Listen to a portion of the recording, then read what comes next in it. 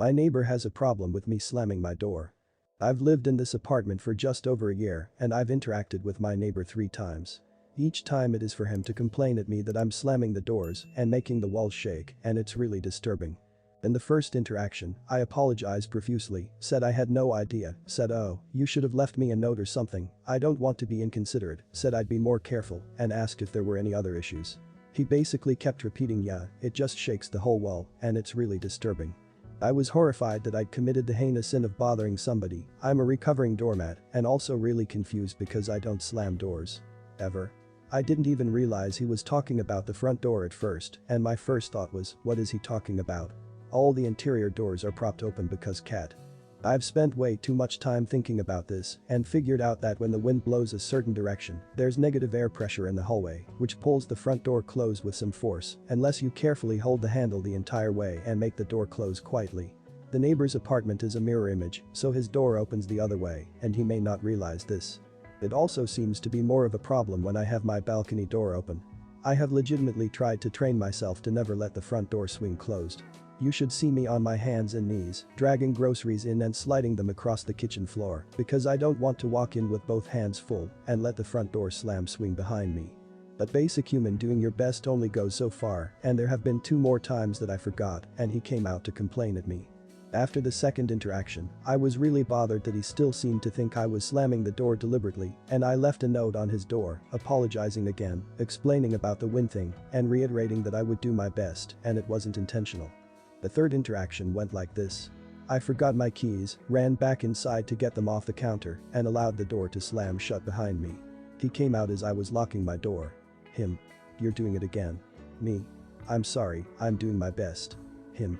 It's incredibly disturbing. It makes the whole wall shake. Me. I'm doing my best. What more do you want me to do? Him. Stop slamming the door.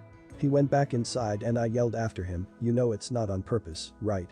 You know it's the wind. I am a little oversensitive to people telling me that my best isn't good enough. My neighbor does not appreciate my efforts, so I will no longer be making any. As of yesterday, I've started letting the door swing itself closed every single time. I may even be opening my balcony door ahead of time. And I think the dog needs a few extra walks today. And whoops, looks like I forgot something from my car. He is already upset. He's made a noise complaint to the office, but I let them know about the situation before beginning my petty revenge. As far as I can see, I'm perfectly within my rights to allow my front door to swing closed, you know, like everybody else does, and that's what I'll be doing until he apologizes for being an ungrateful perfectionist jerk. Or until I move out in February. And on that note, it's time to talk the dog out. I live in a building with a similar problem. Whenever my neighbors close the door between their garage and their apartment, it shakes my entire living room. I haven't said anything to them because I know it's just a heavy door and there's little they can do to stop it. My home can get a few wind tunnels, so I move a few chairs to keep a couple of interior doors from slamming, then rattling if I have windows open. Granted, doors slamming bothers no one but me. I had a neighbor like this a few years ago who left a note on my door. However, I was at work so it wasn't me slamming. The neighbor refused to believe me, so I started sacrificing my lunch hour just so I could go home and slam my door a few times. I once had a neighbor who never had any issues with me. Until I told her I worked the overnight shift. Then, out of nowhere, she began complaining that I would make a racket leaving every night. Which is funny, because half the time she complained, I was staying at my BF's house. Also, we lived on a very busy stretch of road in a tourist town. I just think some people like to have something to be annoyed about. My apartment is set up exactly like this. My neighbor's apartment is an exact mirror of mine. Years ago, they kept slamming the door when they left and it would shake the wall and windows on the opposite side of my apartment. After several times, I went to talk to them about it and see what was going on. I was upset because I thought they were just the door slamming type. Turns out that, when they would lock the door handle, the latch wouldn't go into the door easily. You really had to push it. And, since they couldn't turn the handle to manually pull the latch in since the handle was locked, the only way to close the door was to slam it. It's annoying, but it makes it more bearable knowing the reason behind why they are slamming the door. My door is like this, except you have to pull it hard to close it properly when leaving, but not when entering. My alcoholic neighbor who sleeps in all day screamed at me and threatened me in front of my child because I was disturbing them and waking them up early, slamming my door all the time. It wasn't all the time, it was once a day when I left for work in the morning. Decided due to the way they handled it, I was going to make sure I slammed the door extra hard every day. Fuck them. I used to get noise complaints when I wasn't home. The neighbor was mad that my cat walked too loudly. You can't fix build quality. Let him be mad. Lmao, this made me giggle because I can hear my chunky cat stomping around upstairs like a 200 pounds man. God, my Maine Coon loves to tear back and forth across the second floor, and it is so audible in the living room. He's louder than a person. We had a Maine Coon ragdoll mix. He was the largest cat we ever had at 21 pounds. He would play with a dog, Min Pin, where they would run around our upstairs. Our wood floors throughout the house upper floor. It sounded like the WWE SmackDown. Side note, the 12-pound dog would drag that cat around by the scruff of his neck, sliding all over the floors. He was so fluffy, it cut down on sweeping. Unfortunately, the cat didn't like my husband, so we gave him, the cat not my husband, to my brother and Sil, who spoil him rotten, and bonus their upstairs is all carpet. He has a problem with the build quality of the apartment, not you, and he's too stupid to know the difference. Next time he complains, tell him to take it up with the apartment complex, it's their facilities he doesn't like. My mum is the pettiest of all and I like it. First of all, I love my mum, she is amazing and the petty queen we all want to be. This is one of her ways to show her pettiness. Anyways. Where we live, it is very common to have a magnet with your photo on it if something is celebrated like weddings, bar mitzvah, parties, etc. What is happening in the States, but it is happening here. My mum used to have lots of friends, but they were toxic AF. When she cuts them off, she crops them out of the magnet. I find it rather amusing. I thought that it was exclusive to her magnets, but oh boy, I was wrong. A few months ago, I went through an ugly breakup because my ex lost his mind. We had bunches of magnets together, and when it was over, I put them in my parents' house.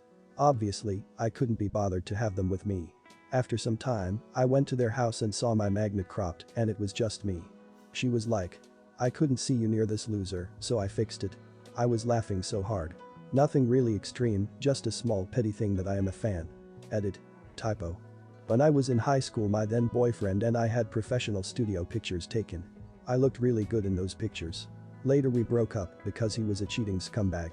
My grandmother careful cut him out of the picture, matted and framed it with just me in the picture. This was before Photoshop, she used an X-Acto knife to do it and you couldn't tell the photo had been altered. When she passed, my mom wanted the picture because she always liked how I looked in the picture. That's so sweet, what an awesome woman. When I was little, I loved looking through my grandma's old photos. She had photos from my mama's first wedding, way too young to an absolute a-hole, with just the groom's face carefully cut out. When I asked her why, she told me she had fixed them with this smug little smile she got when being extra petty. Sounds like she and your mom would have gotten along great. My friend doesn't like her daughter's husband. Her daughter sent a nice photo of the two of them. Mom used a magnet with a jackass head on it to hang the photo on her refrigerator. The magnet is over his face. So, he has a jackass head. I watched my 77-year-old Nana cut her auntie's husband, both deceased, out of a photo a few weeks ago because in her words, he was a creep, then she shoved the cut off of him through the gaps in the back deck. I never met him, but my mum and everyone else in the family have always said he was a perv and they all hated being around him. I sure would like to be there when the next set of homeowners decides to redo the deck, finding the pieces during the demolition. In such a hurry you shove my cart into me and make it harder for me to load my groceries on the belt. Welp, time to use all those extra small gift certificates I keep forgetting. This just happened. I was checking out at the grocery store with a larger line, so they opened another lane and the staff member asked me to come over. I start unloading onto the belt when I realize the guy behind me only has a few items, except just as I consider letting him go ahead, he gives me a dirty look and puts his things on the belt before I'm anywhere near unloading my very full cart. Well, forget letting him go ahead. Then he starts pushing my cart further to the front, except there's still a COVID barrier, so there's only so far it can go before I can't unload. I push it back and continue unloading, pausing every few minutes to push his food back. Ooh, ops might have squished those rolls a bit. Then he starts telling me I should move, full on gesturing and asking why I can't move up, completely disregarding the barrier.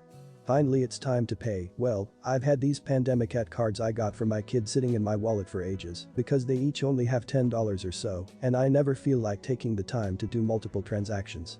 How handy that now I have extra time.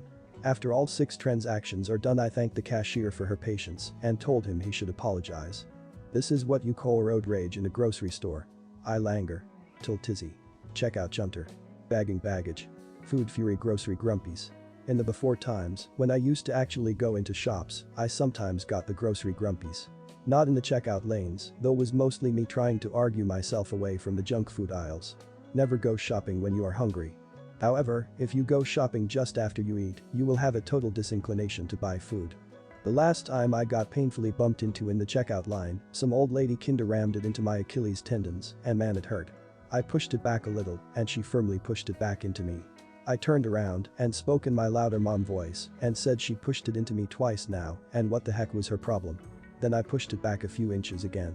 Then she hit me harder and without looking, I did a hard butt check on it and slammed it back at least a foot, which made her vocalize a bit and stumble backward. Old lady squeaks, etc. Then turned around and gave her a filthy look and told her to keep her damned cart off my legs, you're hurting me on purpose. Oddly, she quit it then. We do a little casual assault. No, actually WTF is people's problem, she's likely thinks her age means getting away with stuff, that's how my grandma on my father's side is, fuck that. Just being you're old doesn't mean you get a pass. You should be old enough to know how to act in public. Assault me, I assault right back. Congratulations, you've managed not to die yet. Kindly fuck off now. I was in Target once and while I was still loading my items onto the belt, this lady moves up to the belt and plops her shit down. It must have been her first time dealing with a belt because her stuff kept getting mixed in with my stuff. I kept pushing it back, but eventually the cashier just took her shit off the belt because this lady wasn't getting the concept. How did she not understand that that's what those little dividers are for? They have them in grocery stores all around the world. If you're gonna put your stuff down next to someone else's, just shimmy one of those bad boys in between. Not all checkout lanes have enough of them. In fact, very few checkout lanes ever have enough of them, so the customer putting things at the end of the belt can reach one. The cashier usually has to slide the dividers down so the customer there can reach one, or else the closer customer grabs one and puts it on the belt for the customer after them. Oh, this video has come to an end. If you want more such cool stories, then go to one of the many following videos.